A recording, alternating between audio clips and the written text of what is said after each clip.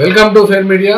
ఇవాళ మీతో షేర్ చేసుకోవాలనుకున్నటువంటి ఒక అంశం అనగా మావోయిస్టు పార్టీ గడ్చిరోలి డివిజన్కు సెక్రటరీగా పనిచేసి ఎన్కౌంటర్ అయినటువంటి లోకేటి చంద్రరావు అలియాస్ పడ్కల్ స్వామి అలియాస్ ప్రభాకర్ యొక్క సంస్మరణ సభ వారి స్వగ్రామమైనటువంటి ఇస్రోజీ వాడిలో 18వ తేదీ ఫిబ్రవరి అనగా నిన్న మధ్యాహ్నం 12:30 గంటలకు ఇది స్టార్ట్ అయ్యి 4 గంటల వరకు కొనసాగింది. ఈ యొక్క సభ నిర్వహణ లోకేటి చంద్రరావు వాళ్ళ కుటుంబ సభ్యులు, ఇస్రోజీ వాడి గ్రామస్తులు మరియు అమరుల బంధుమిత్రుల సంఘం ఇవన్నీ సంయుక్తంగా ఏర్పాటు చేసినటువంటి ఈ యొక్క సభలో ప్రాముఖ్యత గల అంశం ఏమిటో అది మీతో షేర్ చేయాలని ఉద్దేశించే ఈ వీడియో చేస్తున్నాను. మీ ముందుకు తీసుకురావడం కూడా జరుగుతుంది. ఇందులో పాటు లోకేటి చంద్రరావు యొక్క ప్రసంగం అనగా లోకేటి చంద్రరావు కుమారుడైనటువంటి రమేష్ ప్రసంగం గురించి మాత్రమే ఇది ప్రస్తావించదలిచాను. కాబట్టి సుదీర్ఘమైనటువంటి ఈ రమేష్ ప్రసంగం 30 నిమిషాలకు పైగా ఇది కొనసాగింది. ఇందులో ఇమిడి ఉన్నటువంటి అంశాల పట్ల ఉన్న సూక్ష్మ దృష్టి, వాటిలో గల గాఢత మరియు ఆయనకు ఉన్నటువంటి స్పష్టత ఒక స్పీకర్గా కాకుండా కార్యక్షేత్రంలో గల నాయకత్వ అనుభవాన్ని ఇది తెలియచేస్తుంది. కాబట్టి ఈ పిల్లవాడు చిన్న వయసులో ఉన్నప్పటికీ కూడా ఎంతో పరిణతి చెందినటువంటి ఒక వక్తగా ఇక్కడ అందరి దృష్టిని ఆకర్షించారు. మరియు ఆయన యొక్క స్పీచ్ కూడా చాలా ప్రభావశీలంగా అక్కడ ఉన్నటువంటి వాళ్ళందరూ కూడా సమావేశం అయిపోయిన తర్వాత చర్చించుకోవడం కూడా కనిపించింది. ఈయనతో పాటుగా చాలామంది నిర్వహించినటువంటి ఒక సభ గ్రామస్తుల నుండి మాట్లాడినటువంటి వాళ్ళు ఉన్నారు, కుటుంబ సభ్యులు కూడా మాట్లాడారు. అట్లాగే ఈ యొక్క అమరుల బంధుమిత్రుల సంఘము వాళ్ళు కూడా ఈ యొక్క సమావేశంలో మాట్లాడారు. మాజీ సర్పంచ్ కూడా ఇందులో పార్టిసిపేట్ అయ్యారు. చాలామంది ప్రజలు కూడా ఇందులో వాళ్ళ యొక్క ప్రసంగాలను అన్నిటినీ కూడా సభ అయ్యేంత వరకు కూడా ఎంతో ఇంట్రెస్ట్గా కూర్చొని విన్నారు. ఆ గ్రామస్తులు అక్కడ చర్చించుకున్నారు ఆయన యొక్క గొప్పతనాన్ని, ఆయన చేసినటువంటి సేవలు. మరియు ఆ యొక్క రమేష్ తన ప్రసంగంలో ఏ అంశాలను అయితే సృష్టించాడో అక్కడ ఆ యొక్క అంశాలను మీతో షేర్ చేస్తున్నాను. సుదీర్ఘమైనదే కానీ చాలా ఇంట్రెస్టింగ్, చాలా ఇంపార్టెంట్ గల ఎంతో పరిణతి చెందినటువంటి ఈ యొక్క స్పీచ్ను పూర్తి అయ్యేంత వరకు కూడా వింటారని ఆశిస్తూ ఇక్కడ మీరు చూడవచ్చు. ఉన్నప్పటికీ అవే దుఃఖాలు, అవే విషాదాలు, అవే బాధలు వాస్తవాన్ని ముందుంచడంలో ఎలా సఫలమవుతున్నాయి అనేది మనందరం చాలా దగ్గరగా గమనిస్తున్నటువంటి కాలం ఇది విప్లవోద్యమం దూరమైనటువంటి చాలా కాల క్రితం ఇక్కడ నడిచినప్పటికీ ఇప్పుడు గత 15-20 సంవత్సరాల గ్యాప్ ఉన్నటువంటి ఇటువంటి ప్రాంతాల్లో ప్రజలకు ఇప్పుడు ఉద్యమం అవసరమా, దేనికోసం, లేదంటే వాళ్ళ కళ్ళ ముందు ఏవో కొన్ని సంక్షేమ పథకాలు, కొన్ని ప్రయోజనాలు దొరుకుతున్నాయి, లభిస్తున్నాయి. ఒక భ్రమ అనేది సమాజాన్ని చుట్టేస్తుంది. ఆ భ్రమలో ఉండి వాస్తవాలకు దూరం అవుతున్నటువంటి ఒక క్రమంలో ఈ అమరత్వాలు, ఈ సంస్మరణ సభలే తిరిగి ఆ వాస్తవాలకు దగ్గరకు చేరుస్తున్నాయి. ఎందుకు? ఈరోజు నాన్న చనిపోతే దాదాపు నాతోని ఒక 20 మంది దాకా మాట్లాడింది. నాన్న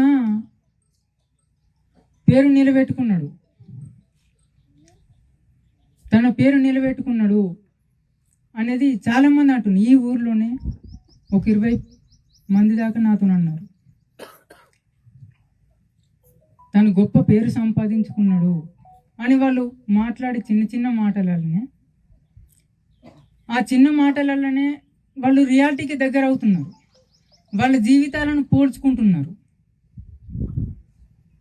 ఈరోజు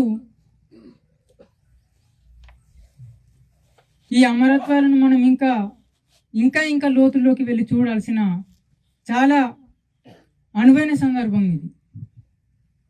ఒక 35 ఏళ్ల క్రితం, 40 ఏళ్ల క్రితం భూస్వామ్యం ఉండొచ్చు, ఇప్పుడు ఎక్కడుంది? సమాజం చాలా డెవలప్ అయింది, చాలా రకాల అభివృద్ధి జరిగింది అనేది అందరిలో కనిపిస్తున్నది ఒకటి, వాళ్ళ చర్చల్లో వాళ్ళ మాటల్లో. నాన్న 90లో ఉద్యమంలోకి వెళ్ళాడు. ఆ కాలంలో భూస్వామ్య వ్యవస్థ, కరువు కట్టిన భూస్వామ్య వ్యవస్థ అనేది గ్రామాన చాలా బలంగా వేలుకొని తన బలాన్ని చూపెడుతున్నటువంటి కాలం అది. మరి ఇప్పుడు భూస్వామ్యం పోయిందా, ఉన్నదా? సమాజంలో ఎటువంటి డెవలప్ వచ్చింది? భూస్వామ్యం తన రూపాన్ని మార్చుకున్నది, సారంలో భూస్వామ్యం ఎటు పోలేదు. ఇన్నేళ్ళు చిన్నతనంలో విప్లవోద్యమంలోకి పోయి నేను ఒక 20 సంవత్సరాలు అక్కడ ఉండి వచ్చిన తర్వాత ఈ 2 నెలల్లోపు నేను పరిశీలిస్తున్న ఈ 2 నెలల కాలంలో కూడా భూస్వామ్య వ్యవస్థ తాలూకు బలమైన వ్యక్తీకరణలు అని ఏవైతే అంటున్నామో అవి ఎటు పోలేదు, చాలా బలంగా ఉన్నాయి. ప్రతి గ్రామంలో కూడా అవి తాడిత పీడిత వర్గాలను చాలా ఏమంటాం ఆకర్షణీయమైన పద్ధతుల్లో ప్రజలనే అణచివేత లేదు అనేటట్టు చెప్పించగలుగుతున్నది. ఆ భూస్వామ్య భావజాలం అంత గొప్పగా ఆ స్థాయిలో రూపాంతరం చెంది ప్రజల్ని భ్రమలోకి ముంచెత్తింది. అది ఏం లేదు, అంత సాఫీగానే ఉంది, సమానత్వం ఉన్నది, కరెక్టే ఉన్నది. చాలా విషయాలలో ముందు లెక్క మనం బాన్చెందూర అనే పరిస్థితి లేదు అని ఈ ఐడియాలజీ అనేది ఉన్నది సమాజంలో. కానీ వాస్తవం అది కాదు. నువ్వు బాన్చెందూర అనకపోవచ్చు, కానీ నీ మైండ్ సెట్ అంతా బాన్చెందూర కిందనే సాగుతున్నది.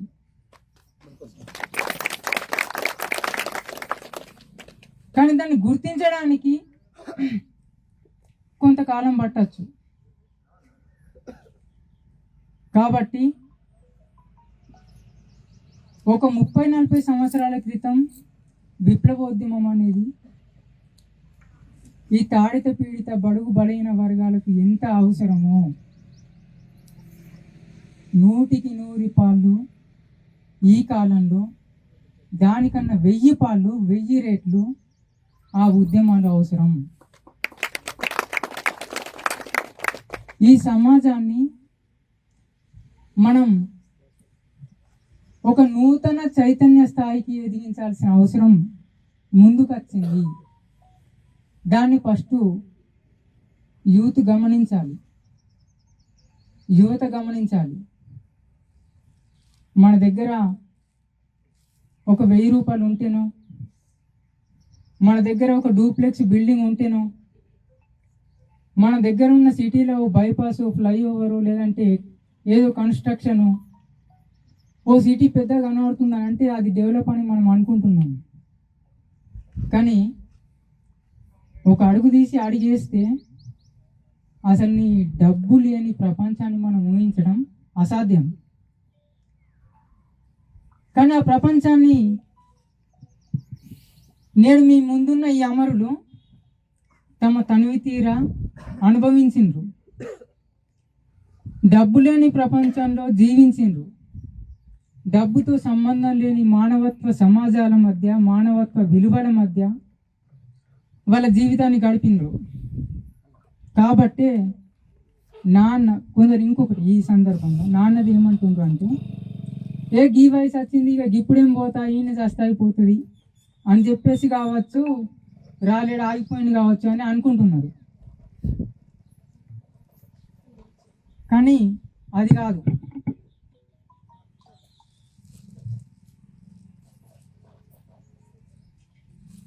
వాస్తవం అది కాదు. చాలా మంది వయసు పైబడ్డలు ఉన్నారు. నాన్నకు ఎటిఏసి ఒక 65 ఏళ్ళు ఉన్నాయి. ఆయన రాదలుచుకుంటే రావచ్చు. ఆ అవకాశాలు లేవని కూడా కాదు. అవన్నీ అతనికి తెలిసి అమ్మైనా నాన్నైనా అలాంటి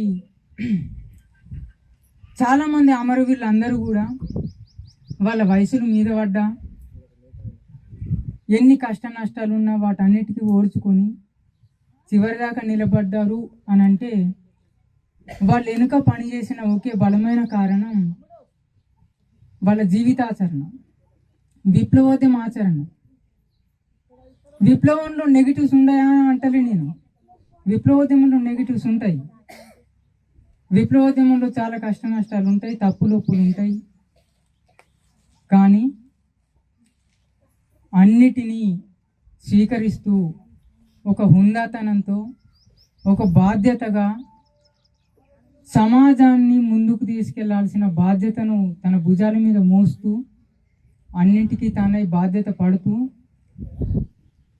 అంటే ఒక ఆలోచన ధోరణిని మార్చగలిగే ఒక మహత్తర శక్తి అనేది విప్లవోద్యమం కూడగట్టుకోగలిగింది, దాన్ని నడిపించగలిగింది, విప్లవ శక్తులని అది తయారు చేసుకోగలిగింది. కాబట్టే వేలాది మంది ఆదివాసులు, వేలాది మంది తాడిత పీడిత వర్గాలు ఉద్యమాల్లోకి వచ్చారు. ఈరోజు ఛత్తీస్గఢ్లో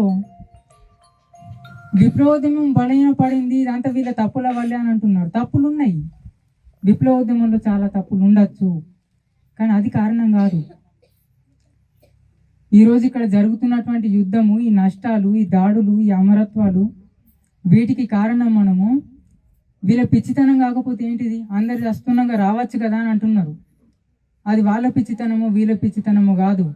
ఈరోజు ఆ విప్లవోద్యమం కనుక లేకపోతే, ఆ ఉద్యమం, ఆ పార్టీ కనుక లేకపోతే, దాని యొక్క సూటి దాడి మన మీదని. ఒకరోజు నక్సలైట్లు అన్నాడు, ఈరోజు అర్బన్ నక్సలైట్లు అంటున్నారు. రేపు వాళ్ళు ఎవరు లేకపోతే గ్రామాల మీదకి వస్తారు, ప్రజల మీదకి వస్తారు. ఆల్రెడీ ఎక్కడెక్కడనైతే ఆ పార్టీ తన శక్తి మేరకు వాటిని ప్రతిఘటిస్తూ నిలబడిందో, ఆ ఉద్యమాన్ని నిర్మూలించడానికి సాయశక్తుల తన ప్రయోగాలను వాళ్ళ మీద చేసి, ఒక విదేశాలపై చేస్తున్న యుద్ధంలాగా వాళ్ళ మీద వేసి, ఒక చిట్టెలుక మీద బ్రహ్మాస్త్రంలాగా బార్డర్లో ప్రయోగించేటువంటి మిస్సైల్స్ను, మినీ ట్యాంకర్స్ను, డ్రోన్స్ను, అత్యాధునిక యుద్ధ పరికరాలను ప్రయోగిస్తూ చంపేస్తున్నారు, హత్యలు చేస్తున్నారు. రోజుల తరబడి నీళ్లు లేకుండా, అన్నం లేకుండా ఆ యుద్ధంలో ఇరుక్కొని కొట్లాడుతూ, పోరాడుతూ, గాయపడుతూ, ఆయాసపడుతూ, వయసును లెక్క వేయకుండా, ప్రాణాలను లెక్క వేయకుండా, అన్నిటినీ ప్రాణాలొడ్డి వాళ్ళు పోరాడి చనిపోతామని తెలిసే చనిపోతున్నారు. కాబట్టి మనం ఈ అమరత్వాలను ఆ కోణంలో చూడాల్సి ఉంటుంది. ఇక నాన్న గురించి నేను చెప్పాలి అని అనుకుంటే, నాకన్నా ఎక్కువ ఈ తెలంగాణ ప్రాంతంలో తను పనిచేసినటువంటి ఉద్యమ జీవితం గురించి ఇక్కడ వచ్చిన ప్రజలకి చాలా తెలుసు. వాళ్ళకు తెలిసిన దాంట్లో నాకు తెలిసినది ఇక్కడి ప్రాంతం గురించి అయితే చాలా శూన్యమే, నాకేమీ తెలియదు. అమ్మ నాన్న పిలవడానికి పోయినప్పుడే నేను వాళ్ళతో ఉండడం, కలవడం, చేయడం, ఆ సందర్భంగా వాళ్ళతో మాట్లాడడం, రావడం, అంతే తప్ప అతని గురించిన ఇక్కడి జీవితం నాకు అంతగా తెలియదు. క్రమంగా నిర్బంధంలో మేము కూడా, ఇంతకుముందు నేను అంత్యక్రియల సందర్భంలో కూడా చెప్పినట్టే, ఒక నిర్బంధ కాలంలో పిల్లల్ని అందరినీ వెంటాడింది ఆ నిర్బంధం. ఎవరిని ఇక్కడ జీవించడానికి అవకాశం ఇవ్వలేదు. రాజ్యం అనేది ప్రజా ఉద్యమాలపైన ఈనాటిలాగే కక్షగట్టింది. ఉద్యమాలని రూపుమాపాలని అన్ని విధాల బహుముఖ దాడులను చేసింది. గ్రామాలపై విరుచుకుపడింది, కాల్చి చంపింది, హత్యలు చేసింది, అత్యాచారాలు చేసింది.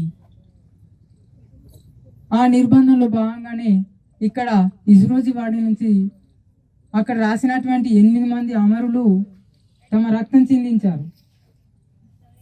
ఆ 8 మందిలో అమ్మ నాన్నని ఇద్దరిని విడిచిపెడితే మిగతా 6 ఎట్లా చనిపోయారంటే, ప్రతి ఒక్కరిని పట్టుకొని పిట్టల్లా కాల్చి చంపిన రక్తపు చరిత్రలే ఆ మిగతా 6 కూడా. ఏ ఒక్కరు నిజమైన ఎదురుకాల్పుల్లో చనిపోయినటువంటి దాఖలాలు లేవు. ఒకరిని బావి కాడ తీసుకుపోయి చంపేసిండ్రు, ఒకరిని పొలం కాడ తరుముకుంటూ చంపిండ్రు, అట్లా చెప్పుకుంటూ పోతే ఇంటికాడ పట్టుకొని పోయి చంపేసిండ్రు. అట్లా 6 అమరులు కూడా ఆ పద్ధతిలో ఆ నిర్బంధాల మధ్యనే చనిపోయినరు. వాళ్ళ కుటుంబాలు కకావికలమయ్యాయి, కష్టాలకు నోచుకున్నాయి, నష్టాలకు నేర్చుకున్నాయి. ఆ కింద రాసినటువంటి కొప్పుల అల్లం అతనికి ఇప్పటికి కూడా వెనుక ముందు ఎవరు లేరు అనేది నాకు తెలుస్తున్న విషయం, ఇప్పుడు తెలుస్తున్న విషయం. అట్లా తను 90లో భూస్వామ్య వ్యవస్థకు వ్యతిరేకంగా గ్రామంలో ప్రత్యక్షంగా కొన్ని పోరాటాల్లో పాల్గొంటూ ఆ తర్వాత సంఘ నాయకత్వంలోకి వచ్చి పోరాడుతూ అదే క్రమంలో నిర్బంధాలు పెరిగినటువంటి కాలంలో తను ఉద్యమంలోకి వెళ్ళిపోయాడు. అక్కడి నుంచి 2003 వరకు తెలంగాణ ప్రాంతంలో పనిచేసింది. 2003 తర్వాత డీకేకి ట్రాన్స్ఫర్ అయ్యి అక్కడ దక్షిణ బస్తర్, పశ్చిమ బస్తర్ ఈ 2 జిల్లాలలో నాన్న పనిచేసింది.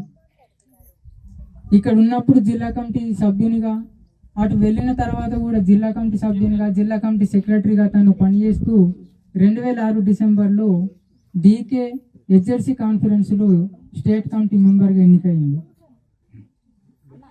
2011 వరకు తను ఎక్కువ మిలిటరీ రంగంలో పనిచేసింది. 2011 తర్వాత నేడు తన అమరత్వం చెందినటువంటి గడ్చిరోలి జిల్లాలో పనిచేసింది. గడ్చిరోలి జిల్లా అని అంటే అది నిర్బంధాలకు కేర్ ఆఫ్ అడ్రస్. 90-2000 నాటి తెలంగాణ ఉద్యమంలో ఇక్కడి గ్రామాల్లో ఎటువంటి దారుణమైన పోలీసు దాడులు ఉండేవో దానికి మించిన దాడులు, దానికి మించిన కష్టాలు అన్నీ గడ్చిరోల్లో ఉంటాయి. అటువంటి ఒక గడ్చిరోలి ప్రాంతంలో ఒక దృఢమైన నాయకత్వం అక్కడ ఉండాల్సిన అవసరం ఉన్నది. చాలా మంది సరెండర్స్ అవుతున్నారు అక్కడ నిర్బంధాలకు తట్టుకోలేక, ఇక్కడ నిలబడలేం అని చెప్పేసి శత్రువు ముందు మోకరిల్లుతున్నటువంటి పరిస్థితి ఆ గడ్చిరోలిలో. కొంతమంది అమరులు అవుతున్నారు. నాన్న వెళ్ళినాక కూడా 2011 నుంచి మొదలు పెడితే 2020 వరకు గడ్చిరోలిలో చాలా చెప్పనలు కానీ సంఘటనలు, అమరత్వాలు, ఒక్కొక్క బూటకపు ఎదురుకాల్పుల్లో 5, 6, 11 మంది, 12 మంది ఇలా అమరత్వాలు ఆ ప్రాంతంలో నాన్న పనిచేసింది. నాన్నలో ప్రత్యేకత ఇది ఒకటి నేను చెప్పగలను. తెలంగాణ నుంచి తన జీవితం ఎప్పుడైతే ఉద్యమంలో స్టార్ట్ అయిందో అప్పటి నుంచి మొదలై తిరిగి తన చివరి శ్వాస వరకు నాన్న పనిచేసిన ప్రాంతం ఎటువంటి ప్రాంతం అంటే అగ్నిగుండంలో పనిచేసింది. చాలా మందికి చాలా రకాల ప్రాంతాలు అందుబాటులో, అంటే వాళ్ళ సిచ్యువేషన్స్ని బట్టి, వాళ్ళ అనారోగ్య పరిస్థితిని బట్టి, వాళ్ళ దృఢత్వాన్ని బట్టి చాలా రకాల ప్రాంతాల్లో పార్టీ పెడతా ఉంటుంది, వాళ్ళ అభిప్రాయాలను కూడా తీసుకుంటూ. కానీ నాన్న ఏనాడు ఇంత టఫ్ ఉన్న ప్రాంతంలో నేను పనిచేయను, కొంత నేను ఫ్రీగా ఉంటా, కొంత మంచి ప్రాంతంలో మన చేతిలో ఉండే అట్లాంటి ప్రాంతాల్లో పెట్టండి అని అటువంటి ఆ ఫీలింగ్ రాలేదు నాన్నకు. కామ్రేడ్ రేణుక మిడ్కో అమరాలైంది. తను ఉన్నప్పుడు కూడా ఒకసారి నవ్వుతూ అన్నది నాన్నతోని, అన్న ఎందుకే నీకు బ్యాక్ పెయిన్ వచ్చింది, నడుము నొప్పి ఉన్నది, వయసు కూడా పైబడ్డది, వచ్చినప్పటి నుంచి తెలంగాణలో ఇట్లాంటి నిర్బంధ ప్రాంతంలో పనిచేసినావు, చాలా కష్టాలు పడ్డావు. గడ్చిరోలి దానికి మించినటువంటి నిర్బంధ ప్రాంతం. 2011 నుంచి ఇప్పటిదాకా చేస్తున్నావు. నీకు నువ్వైనా చెప్పొచ్చు కానీ ఎక్కడైనా వేరే ట్రాన్స్ఫర్ అయ్యి దక్షిణ బస్తా లాంటి ప్రాంతాల్లో ఉండొచ్చు కదా, మనకు అనువైన ప్రాంతాల్లో ఉంటే బాగుంటుంది, నీకు హెల్త్ కూడా బాగలేదని అప్పుడు నవ్వుతానంటే నాన్న దాన్ని స్వీకరించలేదు. విప్లవకారులకు మంచి ప్రాంతాలు అనువుగాని మంచి కాని ప్రాంతాలు అంటూ ఉండవురా. ఏ ప్రాంతమైనా, ఎటువంటి కాలమైనా, ఎటువంటి నిర్బంధాలైనా వాటిని తట్టుకొని నిలబడడం అనేది మన విప్లవకారుల లక్షణం. అది నీకు తెలియంది కాదు, నాకు తెలియంది కాదు. పని చేద్దాం, ప్రజల కోసం ఎక్కడైనా పని చేద్దాం, చివరి శ్వాస వరకు పని చేద్దాం అని చెప్పేసి నచ్చ చెప్పింది.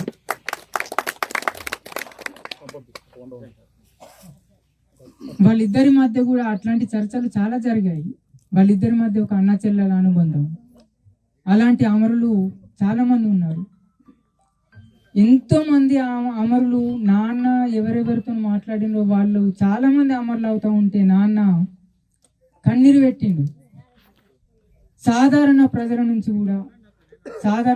నుంచి కూడా తనకు తెలిసినటువంటి ఏ గ్రామంలో ఏ ఒక్కరూ అమరుడైనా నాన్న కన్నీరు పెట్టిండు, చాలా ఏడ్చేటోడు. నాయకత్వం ఒకరిద్దరు అన్నారు, ఎందుకు ఏడ్చుడు అని అన్నారు. ఏడవలసిన అవసరం లేదు కదా, ఉద్యమంలో అమరత్వాలు సహజమే, మనమే ఇట్లా ఏడిస్తే కింది వాళ్ళు ఇంక ఇబ్బంది పడతారు కదా, మనం ధైర్యం చెప్పాలి కదా అని అన్నారు. కానీ నాన్న ఆధైర్యపడి ఏడవలేదు. నాన్న ఎప్పుడూ ఆధైర్యపడి ఏడవలేదు. ఆ కన్నీళ్లను కత్తులుగా మార్చుకోవాలని అంటాం కదా, అట్లా మార్చుకున్నాడు. అది తన జీవితంలో తను ప్రతి క్షణం ఆచరించిన జీవిత సత్యం. అది మాకే చాలా కష్టం అనిపించేది. నాన్న ఎట్లా తట్టుకుంటున్నాడు, ఎంత నిర్బంధ కాలంలో ఉన్నా కానీ ఏ ఒక్క రోజు ఏ ఒక్క క్షణాన ఏదో డీలా పడ్డట్టు తన కళ్ళల్లో లేదు, తన మనసులో లేదు, తన ముఖంలో లేదు. అట్లాంటి ఒక జీవితాన్ని చాలా గొప్పగా, చాలా ఇన్స్పైర్గా తను ఆచరించింది. కుటుంబాల పట్ల కూడా అంతే ఆదర్శాలు. ఏనాడు నా భార్య, నా కొడుకు, నా పిల్లలు అనలేదు అతను. అలాగే ఆ అలవాట్లు మాకు నేర్పించింది. ప్రతి క్షణం ఎక్కడైనా అడగండి, ఎక్కడైనా నాన్న గురించి అమ్మ గురించి అడిగినా వాళ్ళిద్దరూ పాటించింది మమ్మల్ని కేవలం మా పిల్లలు అని వాళ్ళు ఎప్పుడు అట్లా ఆలోచించలేదు. ఉద్యమ పిల్లలే, ప్రజల పిల్లలే, ప్రజల్లో భాగంగానే మమ్మల్ని కలిపేసిండ్రు. దాని మీద అందుకే అమ్మ చనిపోయినప్పుడు కామ్రేడ్ మిడుకో ఆ గెరిల్లా అమ్మ మీద ఒక కవిత రాసి ఉంటుంది. ఆ కవితలో ఈ భావాన్ని మనం చూడొచ్చు. పూలు కొమ్మలై రెమ్మలై వికసిస్తుంటే సంతోషించిందే కానీ ఫలాలను ఆశించలేదు అని మిడుకో రాసింది. అలాంటి ఒక గొప్ప జీవిత ఆచరణ వాళ్ళిద్దరిలో చివరిదాకా ఉన్నది. అది చాలా విలువైనది, ఆదర్శనీయమైనది. మనం ఈరోజు ఎవరి కుటుంబాలకు వాళ్ళు పరిమితం అయ్యాము. ఎంతో గొప్ప ఉద్యమకారులమని కొంతమంది చెప్పుకుంటున్నాము, లేదంటే చాలా రకాలుగా మనం రాజకీయాలు తెలిసినట్టుగా మాట్లాడుతున్నాము. గ్రామ స్థాయి నుంచి మొదలుపెట్టి కేంద్ర స్థాయి వరకు. కానీ రాజకీయాలు చెప్పడం వేరు, రాజకీయాలు ఆచరించడం వేరు. వాళ్ళు రాజకీయాలు ఆచరించిండ్రు. ఆ రాజకీయ ఆచరణ అనేది చాలా విలువైనది, అది చాలా బలమైనది, అది బరువుతో కూడుకున్నది. అది ఒక ఆషామాషి జీవితం కాదది. దానికి ఈ సమాజం అంతా అలవాటు పడాలనేది నేను కోరుకుంటున్నాను. కొన్ని అనివార్య కారణాల వల్ల ఈరోజు నేను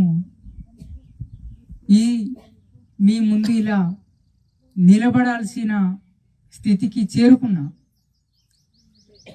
ఇది కూడా నాకు నేను సిగ్గుపడాల్సిన విషయమే.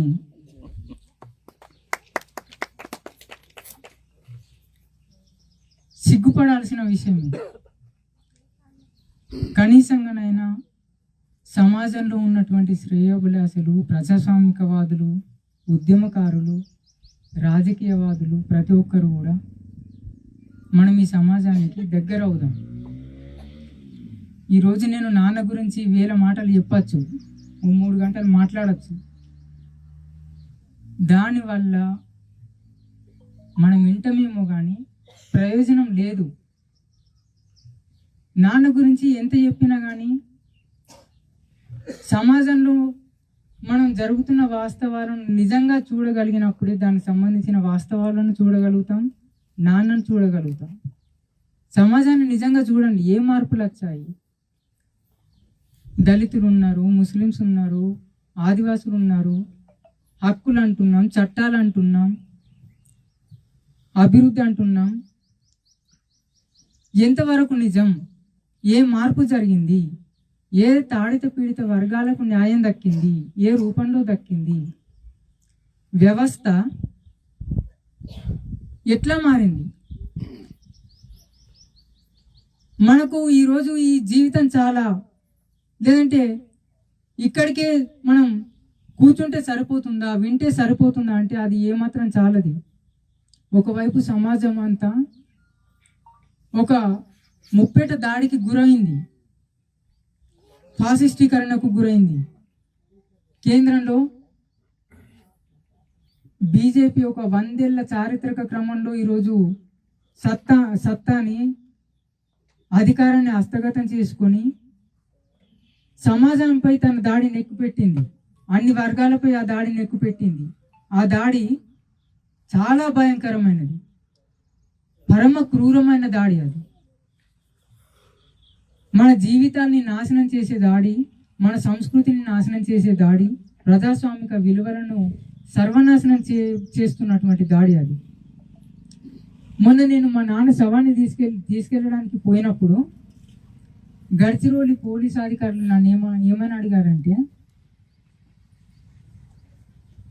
నేను కూడా ఇట్లా బయటకు వచ్చిన, జనజీవన స్రవంతిలోకి వచ్చిన అని ఆ మాట్లాడుతున్న సందర్భంలో వాళ్ళు ఎందుకు అసలు ఉద్యమం ఎట్లా వచ్చింది, అవసరమా అని చెప్పేసి అడిగితే నేను ఒక సందర్భంగా ఏమన్నా అంటే, ఉద్యమాలు తనంతట తాను రావు, ఉద్యమాలు రావడానికి కారణము అణచివేత, దౌర్జన్యాలు అని. అంటే ఎక్కడున్నాయి అణచివేత, దౌర్జన్యాలు అని అడిగింది. అణచివేత, దౌర్జన్యాలు అంటే నా కళ్ళలో చూసిన, నేను అక్కడిని సర్వజులం ఉదాహరణ చెప్పిన అధికారులకు. మహిళల గర్భాలను కోసి పిండాలను తీసి వేలాడదీసింది, వాటిని మేము తీయాల్సి వచ్చింది. ప్రజల ఇండ్లను నిప్పు పెడితే వాటిని ఆర్పాల్సి వచ్చింది. కుక్కలు మురుగుతున్నాయి, పోలీసు వాళ్ళు వస్తే మనం ఇక్కడ ఉన్నామని తెలుస్తుందని చెప్పేసి వాళ్ళు వాళ్ళ సొంత పెంచి పోషించుకున్నటువంటి కుక్కలను చంపి మరి సమాధి పెట్టాల్సినటువంటి కాలంలో గడిపిండ్రు దుర్భర జీవితాలు. కోళ్ళు కూస్తాయేమో అని చెప్పేసి భూములలో పొక్కలు తవ్వి కోళ్ళను లోపల దాచిపెట్టిండ్రు, చంపేసిండ్రు.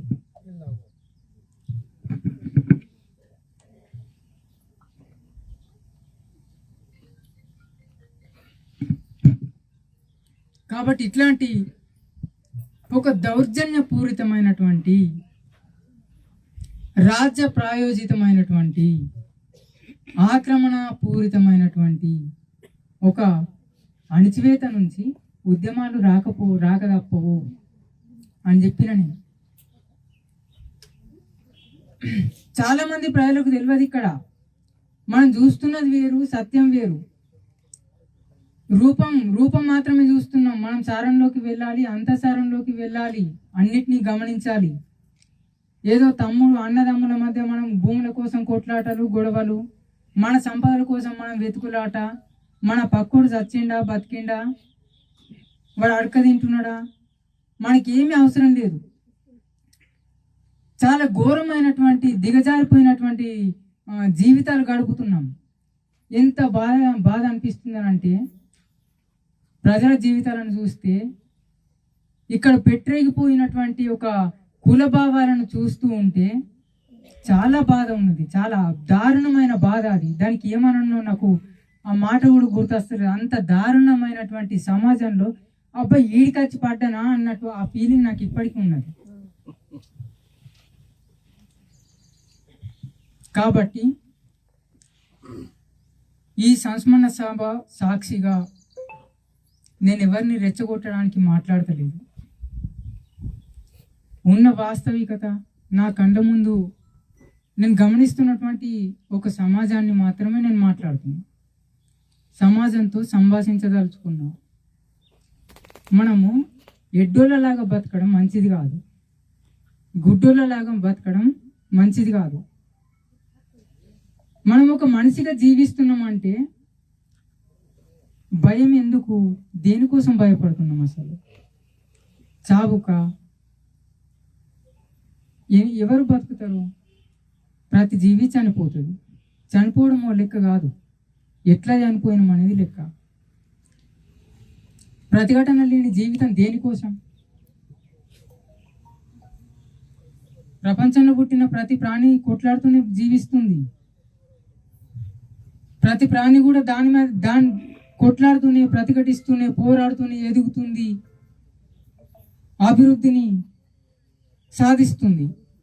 కానీ మనం సాధిస్తున్న అభివృద్ధి ఈరోజు ప్రతిఘటించింది కాదు, ఒకనాడు ప్రతిఘటించిన ఉద్యమం వల్ల సాధించిన అభివృద్ధి ఇది. మనం ఈరోజు కొట్లాడకపోతే, మనం ఈరోజు ప్రతిఘటించకపోతే, మనం ఈరోజు పోరాడకపోతే, ప్రశ్నించే తత్వాన్ని మనం చంపుకుంటే మనం ఇప్పుడే చచ్చినట్టు లెక్క.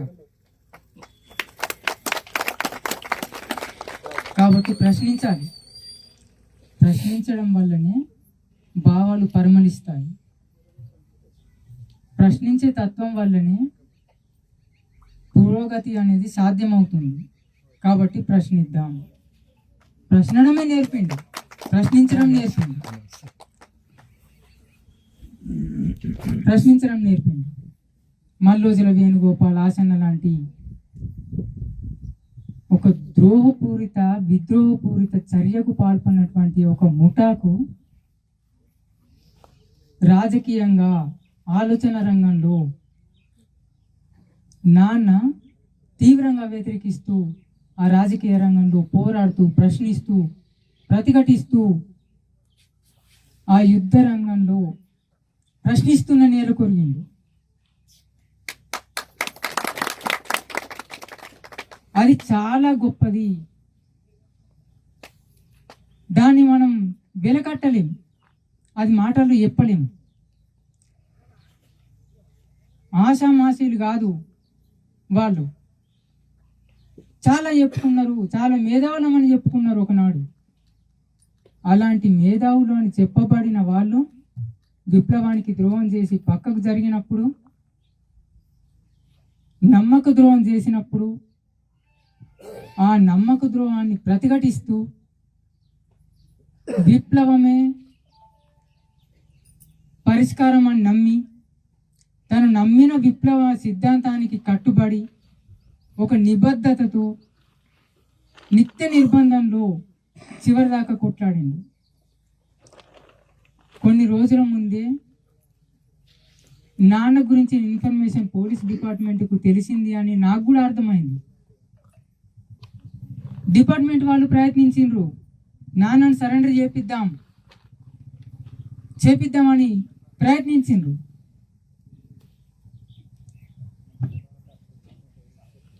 చేపించడానికి నేను ప్రయత్నించలేదు, సరెండర్ కావడానికి నాన్న ప్రయత్నించలేదు.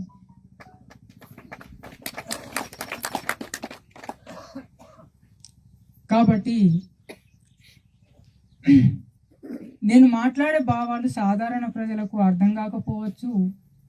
ఇక్కడ ఉన్నటువంటి మేధావులకు నేను మాట్లాడుతున్న తీరు చాలా చిన్న తీరు కూడా కనబడవచ్చు. కానీ దాంట్లో ఉన్న అర్థం మాత్రం అందరికీ ఉపయోగపడేది అనేది నేను నమ్ముతున్నా.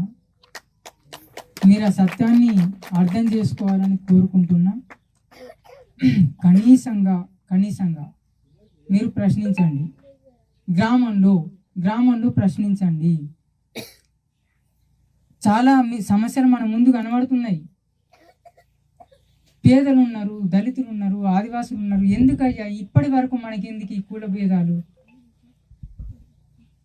మాదిగోళ్ళు ఉంటారు, కాపోళ్ళు ఉంటారు, కుర్మోళ్ళు ఉంటారు, చాలా కులాలు ఉన్నాయి. ఏం సాధిస్తాం ఈ కులాలతో? ఈ కులాల కొట్లాటుకుని మనం సాధించేది ఏమున్నది? ఉండేది ఒక 200 ఇండ్లు అయితే, ఈ మూలన ఓ కుల సంఘం, మా మూలన ఓ కుల సంఘం, 10 సంఘాలు పెట్టుకొని 10 మంది మన మధ్య కొట్లాటలు, కుమ్ములాటలు. సాధించేది ఏమున్నది? గ్రామ అభివృద్ధి. ఎన్నో ఏళ్ళు అవుతుంది, 30 ఏళ్ళు 40 ఏళ్ళు అవుతుంది కుల సంఘాలు. ఏం సాధించినాం మనం? అదే గ్రామం, అవే సంఘాలు అందరూ ఏకతాటిపై నిలబడి గ్రామ సమస్యలపైన మాట్లాడండి, గ్రామ సమస్యల మీద మాట్లాడండి, ప్రశ్నించండి, అడగండి, హక్కుల కోసం పోరాడండి. అట్లాంటి ఉద్యమాల ద్వారా మాత్రమే మనం సాధించాలని ఏదైతే అనుకుంటున్నామో అది సాధించగలుగుతాం.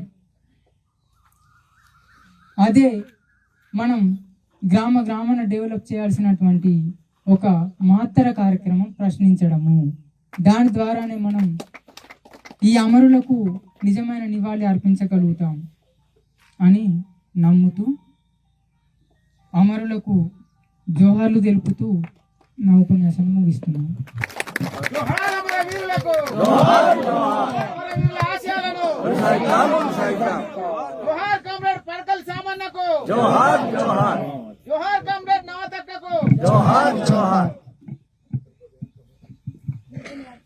ప్రజల జీవితాల్ని